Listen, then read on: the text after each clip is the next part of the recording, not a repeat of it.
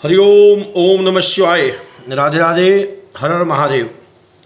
मित्रों, इस बार 2022 में रक्षाबंधन को लेकर के बहुत भारी संशय सब लोगों के मन में बना हुआ है और बहुत लोगों के फ़ोन आ रहे हैं, गुरुजी इस बार रक्षाबंधन कब है, किस दिन मनाएं, क्योंकि इस बार रक्षाबंधन में बहुत भारी संशय हो गया है। कोई 11 में बता रहा है, कोई 12 बता रहा है। तो बहुत लोगों के मैसेज आए, फ़ोन आए, लेकिन आज मुझे विवश होकर के ये वीडियो बनानी पड़ी और मैं आपको बताना चाहूँगा, जो ज्योतिष का कुछ ज्ञान नहीं रखते, ज्योतिष के बारे में जिन्हें कोई बिल्कुल भी पता नहीं है, उन्होंने भद्रा को, जो कि सूर्य की पुत्री है, देवताओं की वंश में ही पैदा जो हुई है, उसे राक्षस प्रवृत्ति के रूप में बता करके लोगों को डराने का काम किया जा रहा है कि भद्रा लोगों को खा जाएगी, मार देगी। लंकापति रावण ने, बहन ने लंका जो है रावण को राखी बांध दी और उसके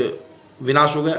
अरे भाई, भद्रा है, भद्रा का पंचांग में एक स्थान है, जैसे तिथि है, नक्षत्र है, करण है, योग है, इसी प्रकार से भद्रा का भी एक स्थान है। जब विष्टि भद्रकर्ण, विष्टि भद्रकर्ण जब लगता है, 7वां कर्ण है, 11 कर्ण होते हैं, उनमें एक कर्ण का नाम है विष्टि भद्र। उस जो जब लगता है तो भद्रा होती है। लेकिन भद्रा का भी एक स्थान है, निवास है। जैसे कि हम कभी किसी के घर पे कोई अनुष्ठान करेंगे, कोई गृह प्रवेश का कार्य कर रहे हैं, कोई मूर्ति प्राण प्रतिष्ठा का कार्य कर रहे हैं, तो उसमें अग्नि का वास देखा जाता है कि अग्नि इस समय पर पृथ्वी लोक पर है, आकाश में है या पाताल में है। अगर पाताल में होगी तब हवन नहीं होगा, आकाश में होगी हवन नहीं, और पृथ्वी पर अगर निवास होगा तो हवन करके उस कार्य को मांगलिक बनाया जाता है। इसी तरह से भद्रा का भी एक स्थान है। भद्रा 3 लोक में निवास करती है, आकाश में, पाताल में और पृथ्वी लोक में। और इस समय पर जो भद्रा है वो मकर राशि, यानी कि चंद्रमा दिन बृहस्पतिवार 11 तारीख को मकर राशि में रहेंगे।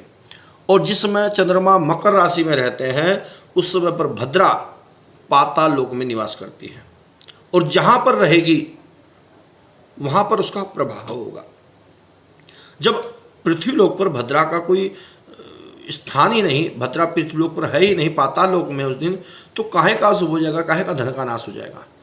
कारण कुछ नक्षत्र, कुछ तिथियों को सूर्य उदयकालीन मान करके उसे महत्वता दी जाती है।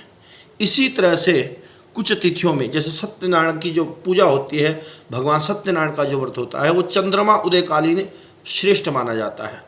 जिस तरह से चंद्रमा, क्योंकि उसमें जब हम सत्यनारायण भगवान की पूजा करते हैं, सत्यनारायण भगवान का व्रत करते हैं, तो हम चंद्रमा को अर्घ्य दे करके उस व्रत को पूर्ण करते हैं।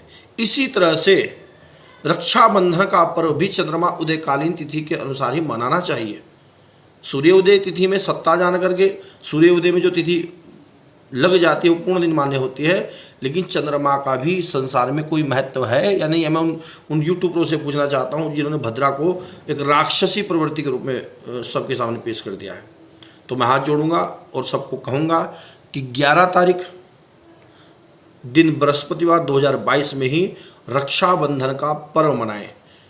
उस दिन 10:38 से पूर्णिमा तिथि लग रही है। 10:38 से रक्षाबंधन का महापर्व प्रारंभ हो जाएगा। बहुत ज़्यादा शुभ अगर आपको मुहूर्त देखना है तो 12:05 से अभिजीत मुहूर्त लग रहा है और 1:10 तक रहेगा। इस काल में, अभिजीत मुहूर्त में रक्षाबंधन का महापर्व करें, अपने भाई को राखी बांधें। 2:10 से लाभ की, शुभ की चौकड़ियाँ प्रारंभ हो जाएगी। संध्या काल को 7:05 से 8:17 तक बहुत शुभ मुहूर्त है। तो 11 तारीख को ही आप सभी माताएं बहनें रक्षाबंधन के महापर्व को मनाएं। किसी संशय में, किसी भी प्रकार के डर में ना रहें, क्योंकि भद्रा का कोई भी प्रभाव पृथ्वीलोक पर नहीं है, ना इससे घबराने की आवश्यकता है, क्योंकि भद्रा भी देवताओं के समान है। भद्रा भी देवताओं, भगवान सूर्य की पुत्री है, कोई राक्षस नहीं है। जो इस तरह से भ्रम फैलाया जा रहा है भद्रा खा जाएगी, लंकापति रावण को खा गई, ऐसा नहीं है मेरी माताओं बहनों। आप 11 तारीख में ही रक्षाबंधन के महापर्व को मनाएं। सत्यनारायण व्रत उसी दिन रहेगा, सत्यनारायण भगवान का उसी दिन पूजन होगा, भगवान विष्णु का पूजन होगा। और जिस दिन रक्षाबंधन करें उस दिन विशेष करके राखी में 3 गांठ लगा करके ओम नमः शिवाय बोलते हुए 3 गांठ लगाएं और फिर वो राखी अपने भाई के हाथ में कलाई में बांध दे, तिलक करे, मिष्ठान खिलाए और निश्चिंत होकर के 11 तारीख 2022 दिन बृहस्पतिवार को ही आप रक्षाबंधन के महापर्व को मनाएं। और 18 तारीख को दिन बृहस्पतिवार को जन्माष्टमी का महापर्व होगा, क्योंकि जिस दिन की रक्षाबंधन होती है उसी दिन का जन्माष्टमी का महापर्व मनाया जाता है। इसलिए बिल्कुल भी संशय ना करें, बिल्कुल ना घबराएं। 11 तारीख को ही प्रातःकाल 10:38 से रक्षाबंधन के महापर्व को कर लें। और बाकी जो चाहते हैं 12 तारीख में करनी है तो 12 तारीख में 7:05 पर पूर्णिमा तिथि समाप्त हो जाएगी। उसके बाद प्रतिपदा पड़वा तिथि लग जाएगी, जो श्रेष्ठ नहीं होती किसी भी शुभ काम के लिए। इसलिए आप 11 तारीख में ही निसंकोच निसंचय होकर के किसी प्रकार का भय अपने मन में ना रखें और ओम नमः शिवाय का जाप करते हुए, भगवान शिव शंकर माँ पार्वती का ध्यान करते हुए 3 गांठ उस राखी में ओम नमः शिवाय बोल करके बांध अपने भाई के हाथ में बांधे। कोई भी भय किसी प्रकार का नहीं है। तो मैं आप सबसे आग्रह करूंगा, इस प्रकार के यूट्यूब फेसबुक के ना पढ़ करके किसी विद्वान ब्राह्मण से, अपने निजी ब्राह्मण से संपर्क करें, सलाह करें।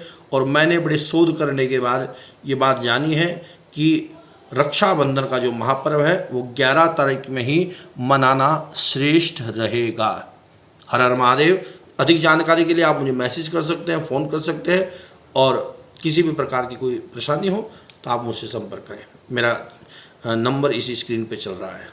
हर हर महादेव।